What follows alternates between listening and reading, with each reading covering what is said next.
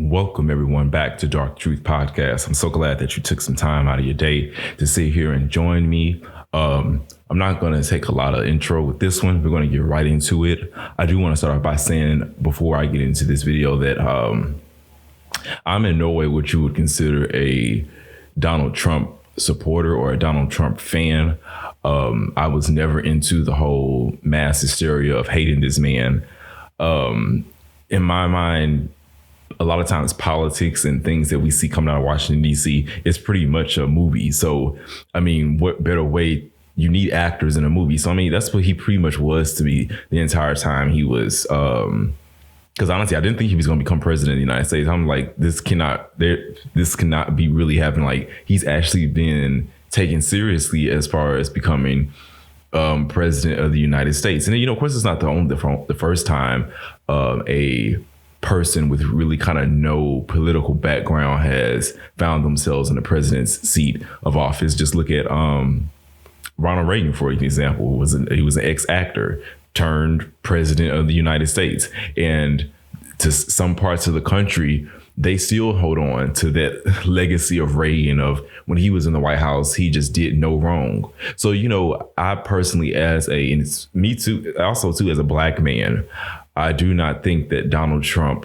for me personally, is this monster that they're making him out to be. I do think that there is a reason why the mainstream media hates him so much.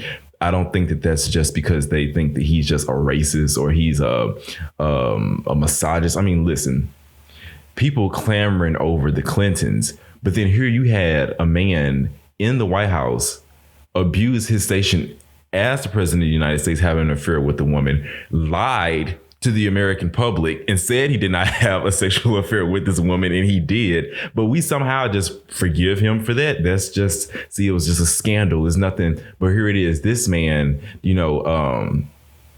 mean, let's just be real. You have to stand out in order to make Obama, I guess he was the suave, cool celebrity type. He could be your best friend type. That's the persona that he gave off. And personally, for me, like I said, in all, before we get into this, I'm more so coming from a metaphysical, occult look at this. I'm not coming from a thing of, oh, well, it's Trump Pence 2020. Now, I will say this. I'm not either a Republican or a Democrat. And if I had to put myself on the political spectrum, I probably would call myself maybe an independent, a libertarian. Whichever, that's kind of where the fall. I mean, congratulate the man when he does something right and critique the man if he does something wrong. I mean, why is that so hard? Why is it that it just seems like every single thing in the media has to be negative about this man? And I personally, especially with this whole CV-19 thing that's happening in the world today, it has made me take a deeper look at some of the things Trump has done. And I can say that there are a few executive orders. Well, not a few. I think there's definitely one big one that I would think was a win for all of us. But of course, the media's hatred for this man, they couldn't see it. And honestly, I think that executive order was kind of really a slap in the face to them. And that's why they hated it. Because it was really a thing where he was trying to strip them of their overreach of power that a lot of these corporate social media giants have when it comes to censorship. But like I said, this is coming more so from a metaphysical point of view. And that's why I titled this, Donald Trump is the fool president. He's the clown. He is he's the unexpected one. And if you bear with me, we're going to get right into this. So, I wrote in my notes that, I've noticed when I ask my fellow peers why they don't like Trump, I'm never really given, and this is just for me. I don't know if there's any, maybe if you have friends that are more versed in the political spectrum, most of the people I see, most of the people that I follow, I mean, nothing against them, even some of my friends, I love them. But, let's put it this way, when you sit down and have regular conversations, politics isn't really something that you talk about. But then when you bring up Trump, there's never really any sound political reason why they hate him based off maybe policies. Maybe it's usually regulated down to the racist and the misogynist remarks that he's known to have said or he's perceived to have said. Now, whether these are his real words or these are just carefully edited clips by the media wizards of today, because trust me, like I do believe that the people that run, see, this is one thing I want my listeners to understand. The people that are in the media, the news anchors, the people that edit the clips, the news showrunner, or, you know, the people that actually conduct the show, because they don't just get in front of a camera and then all of a sudden the news anchor just kind of gives their personality, mainly like on the CNNs and the Fox News type thing, or the MSNBC, you know, the local news. It's a little bit different on how the news anchors can express themselves in their individual personalities. But when we get to like the CNNs, like the Don Lemons and the Chris Cuomos and, you know, the news anchors on Fox News, they're able to have more of a personality, so to speak, with how they report the the news, or the quote unquote news. Usually local news anchors, they're kind of almost just like a robotic type script that's being ran. But the media, these people are, in so many words, that is a form of magic. That is a form of the occult. That is, now it may not be burning candles and casting circles and tarot cards being laid out. No, but that is a form of magic. And it is a very powerful form of magic, for the simple fact of is they can persuade millions on top of millions of people to go with their cause and to go, because see, one thing I've noticed about the media, mainly when it comes to Donald Trump, the media doesn't really give their actual opinions on what they feel about certain people. The spell that's weaved and that's cast is they somehow make you as an individual feel justified in your thinking, even if that thinking is somehow not all the way correct. Well, I'm gonna put it this way. The news is able to, they really don't really give their individual sound reasoning opinions on things. What they do is, the spell that's cast is, it makes the viewer feel validated in what they are thinking. That's why when you watch the news, you never really can literally sit there and watch the news. Now, I could watch CNN and not agree with none of the shit that they say on there at all. I don't like their personalities. I don't like how they come off. And I've said this in the previous videos of mine. I don't like the way a lot of those news anchors come off. They come off as snooty. They come off as, I'm mightier than thou. I know better than you. I have the moral high ground. And that's one of the things too I want to touch on is, in Trump's defense, I mean, let's, you know, be honest, let's call a spade a spade, that society seems to hate this man because of his perceived lack of morals and ignorance. And these are morals that most in society do not even possess themselves when you get to virtue signaling. And ignorance when it comes out of his mouth, but when it comes out of your mouth, then it's just somehow your opinion and you have freedom of speech and things like that. Now, I do understand for those of us that have studied and those of us that know the messianic messiah complex that a president represents, and this thing of, take Barack Obama, for example, to the black community, he was pretty much the second coming of Jesus Christ on this earth. Let's just be honest. As a black man, myself, I was a freshman in high school when Barack Obama first became his first term in office. And I remember even then, I was like, what? Yeah, 16, 17. No, not 16, 17, 15, 16, one of the two. Freshman in high school. Even I remember then not feeling something was off about Obama. And even though I understood my people's, meaning black African Americans people, I understand the science behind why my people loved Obama so much. It has a lot to do with, of course, just the image of a black man and what is perceived to be the highest power in the world. Now, that's our perception of it. The people that really run this world, the president, the White House, all that shit is nothing really but a prop. But a few times they will slide something in to see if you catch on to it.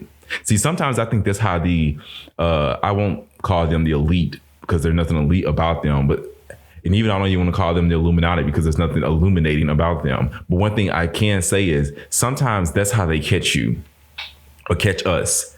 They will, a lot of times, put something out there that is the truth and they know it to be true, but they want to see how the world reacts to it.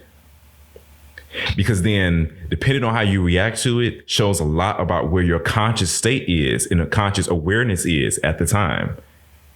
So even if you want to go on the thing of the presidential thing and voting and stuff like that, it's pretty just one big old grand act. Hey, it may be, but I can say this. Sometimes they do throw some things out there just to see how the people are going to react. And according to how the people are going to react, okay, now I know that your consciousness level is still at this level. So then I can go out and play out my agenda and it's going to fall right in line how I want it to be, because you still haven't caught on the game that's being played. But we're going to get into a little bit of that here in a few minutes. So as a student of the Tarot, since I do say the Tarot cards, I see the Tarot as more than just cards used by psychics to tell the future. The Tarot, when studied properly, unveils a universe of symbolism and archetype that stem from the macrocosm to our world of the microcosm.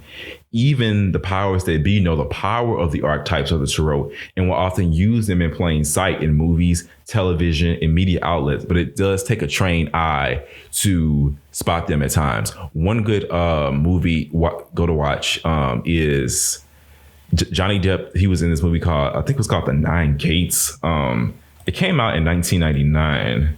Here, let me look it up. Nine Gates, Johnny Depp.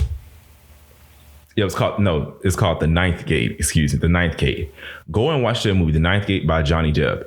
And I'm not going to tell you what it is. I'm not going to tell you what scene it was, but there's a very particular scene in the film that when you look at how the man is killed, so to speak, being a student of the Tarot, I automatically saw it. I automatically saw the symbolism in how he was killed. So go and watch The Ninth Gate. It was a really good movie. Has a lot of esoteric knowledge in it. But movies like that, you have to really kind of sit down and be consciously aware of what you're taking in.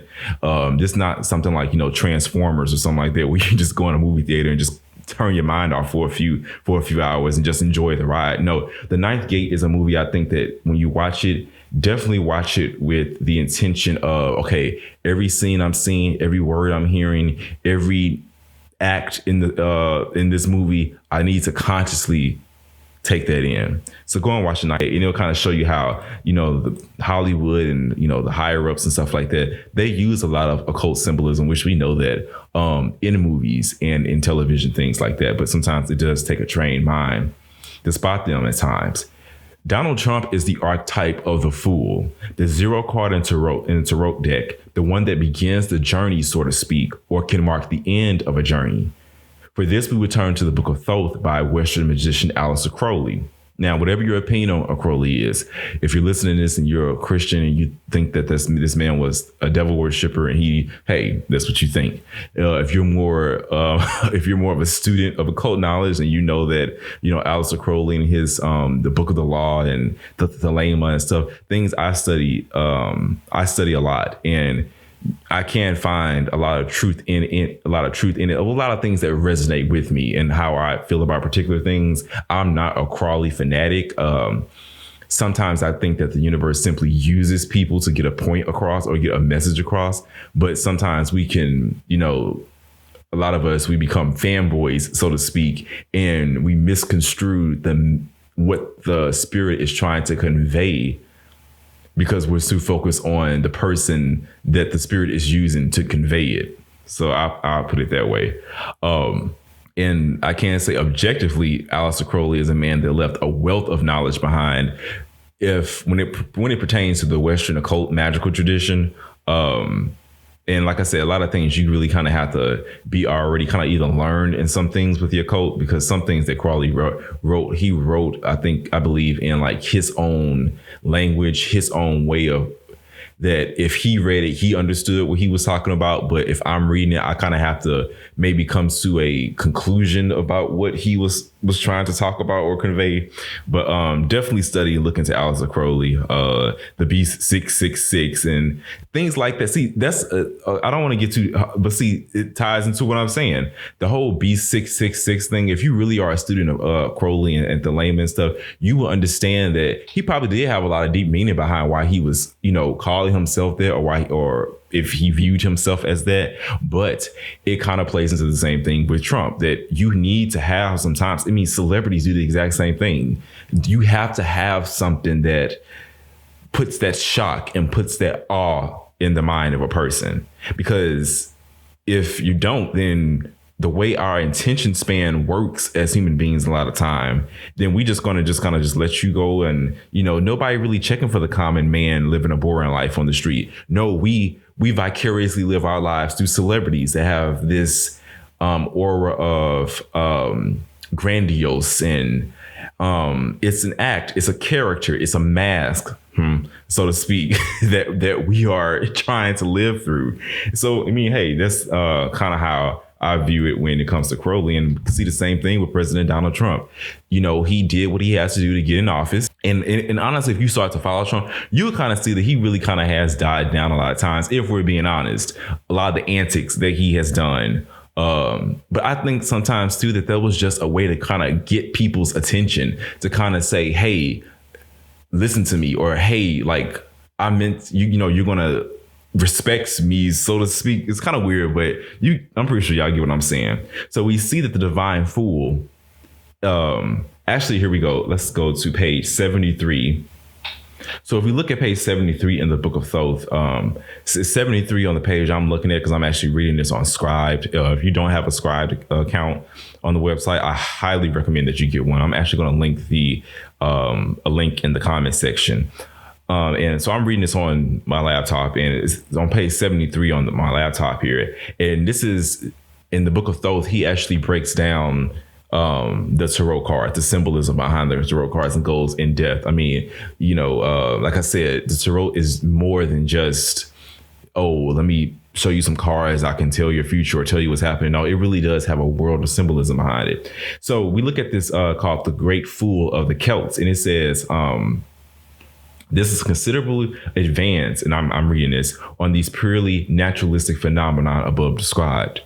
And the great fool is a definite doctrine. The world is always looking for a savior, and the doctrine in question is philosophically more than a doctrine. It is a plain fact. Salvation, whatever salvation may mean, is not to be attained by on any reasonable terms. Reason is an impasse. Reason is damnation. Only madness, divine madness, offers an issue.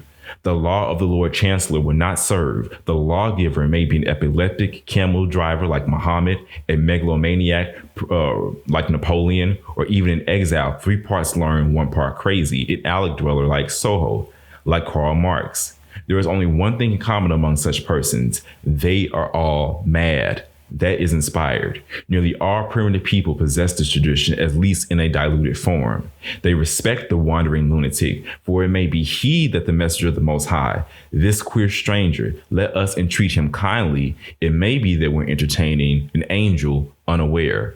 End quote. So first, before we break this down, I'm not saying that President Trump is the Messiah or nothing like that, or he's this angel in disguise. I'm not saying that. But like I said earlier, sometimes the people that run this world will put certain things right in front of your face to see if you can catch on to what they're doing. So we see the divine fool is always connected to a messianic or Messiah type figure. He has to be mad. Jesus didn't come when Jesus was walking the earth. To a lot of people, this was a madman. He was a sorcerer. He wasn't the conventional type person that the people were. Let's use Jesus for an example, since most of us probably in the Western world know at least some form of Christianity and its teachings. Jesus was in the biblical narrative, was of course the Messiah to the Jewish people, to the Israelites. But the Israelites was not expecting a passive Messiah to come. under the rule of Rome at that time, they were looking for a Messiah very much like King David, or, you know, someone that was going to come in with because you notice how Jesus is different in the book of Revelation when he returns versus when he's on earth. On earth, he's passive. That's why the disciples was always asking Jesus, well, when is the kingdom of heaven going to return? They were saying that from a more of a naturalistic standpoint, I believe, where they were really looking for this Messiah to tear down the throne of Rome over the Jewish people. But of course, according to the biblical narrative, Jesus didn't come for that the first time he came. Well, some may argue that was technically the second time he came, if you look at the Moses and Joshua and all that kind of stuff. But he didn't come to, you know, destroy the empires of the world. As a matter of fact, didn't Satan tempt him to give him the empires of the world when he was in the desert? So we see that it was always the masses of people will never, a lot of times, see the person that's trying to save them right in front of their eyes, because they have this perception of what they want or what they think the Messiah type character is supposed to look like, is supposed to be. You know what I'm saying? We see this a lot of times with Yoda in Empire Strikes Back with Star Wars. I'm a huge Star Wars fan. And when I thought about this and I studied this, it resonated with me. When Luke Skywalker first went to the swamp in Dagobah in the Empire Strikes Back episode 5, he was looking for the Jedi Master Yoda. He didn't expect Yoda to be some small green swamp dwelling creature. That's why when Yoda came to Luke, he acted like an idiot. He acted like this bumbling fool. I think Luke was looking for someone like Obi-Wan, who he had met, of course, in the previous episode. But that was Yoda's way of teaching Luke to, first of all, humble yourself. And then second of all, everything ain't what it really seems to be. So we see that the divine fool is always connected to a Messiah type figure, or the teacher a lot of times is usually a divine fool, a lunatic, the drunken master, so to speak. So President Trump is a Gemini. He's ruled by air, which in turn rules the mind. In the Book of Thor, we see that the fool being related to the Greek god Zeus, who is seen as the lord of the air. In ancient times, a lot of the so-called sky fathers, they were considered lords of the air. I actually find it funny. Zeus is oftentimes seen as arrogant, an attribute often attributed to Trump. One of the most defining moments in Trump's presidency, if he's not reelected as president, will be what? The George Floyd riots, and how the media perceived he responded to that. Here is George Floyd, a man killed, quote unquote, in the Twin Cities, Gemini, which is ruled by air. Air fuels what? Fire. So fire of air esoterically can easily be interpreted in its connection to the entire president's term. The Fool card of the Trump cards is ruled by air, attributed to Uranus, the unorthodox planet. Trump is very much an unorthodox president, a king speaking the language of the common man in the field instead of the lofty elite in high towers, although he himself is very much a part of the elite.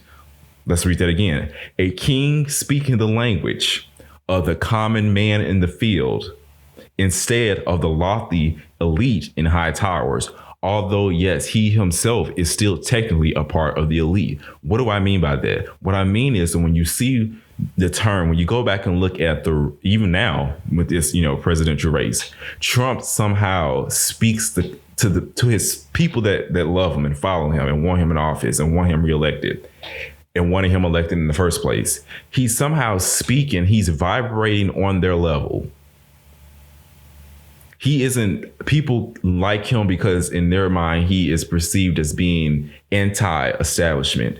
He was the one that kind of came into the clubhouse and say, hey, I'm having a seat at the table. And then the people in the clubhouse, like, you ain't a part of our group. Who do you? You know what I'm saying? And I think that that's very much why a lot of people don't like Trump, because I think that he is, well, when I say people, I'm going to say these politicians, and because you see even now a lot of the so-called Republicans turning against him, and certain people in the military and stuff like that saying that they don't endorse Trump no more. See, what I think it is there is a set power structure, a way of doing things in the swamps of Washington. And I think Trump comes in with his arrogant attitude thinking, well, I'm president now. And people like, you change and you're doing a little bit too much.